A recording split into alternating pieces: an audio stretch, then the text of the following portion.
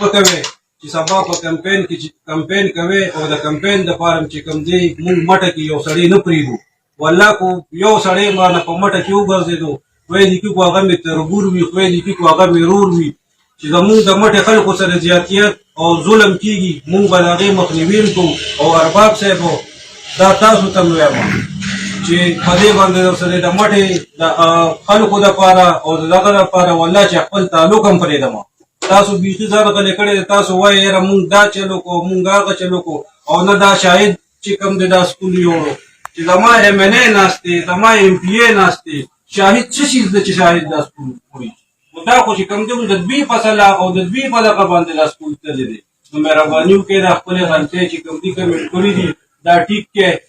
اوس هم در سره وخت شته او که نه ټیک کوئ بیا مونږ لرې ټیک ټولو چل هم راځي والله چې دا مرکسان به د دې مټې نه روزي چې بیا به په چل باندې تاسو هم نه پوهېږئ او مونږ هم نه پوهېږو او مونږ د خپل د حق هغه شېدو په چل باندې پوهېږو بسم الله الرحمن الرحیم اول په ټول نو مخکې حضور د سلمان بن علي خان لاله شکریه ادا کوم چې دوی دا میټینګ وکړو او د زموږ د ټول راټول اتفاق وکړو د مټې په یو بشو باندې د دې زه صرف دوه خبرې کوم د 2013 کې موږ سره دا وعده کړې وه چې ډیګري کالج هم دله په مټه کې منظور کړو 15 کاله تېر شو چې تقریبا 3.5 کاله دا تېر شو دا تشه یو ډرامه شروع کړې ده چې دا به مټې ته راځي دا خبره بالکل دروغ ده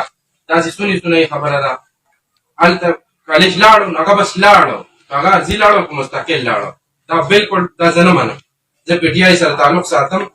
زه د بالکل د دې مخالفت کوم د دې خبرې او دا بالکل ډرامه ده دا دروغ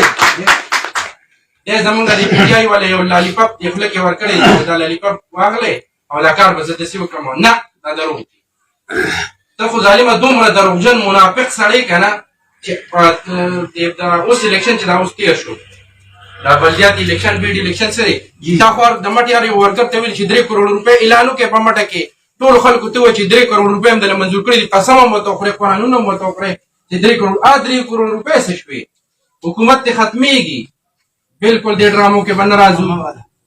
دا په چیلنج سره د مټې باشنده یم زه د خپل سیټ نه دا وایم چې څه قسمه قرباني زه په خپل مرګ تم تیار یم زه په ځان هم وژنم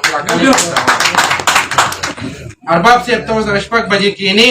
او په 2 ټوک الفاظ ورته ووایه چې دا کومه ډرامه دې شروع کړې دا ډرامه ختمه کړه نور نه ما دوکه کولی شي نه د مټې عوام دوکه کولی شي بالکل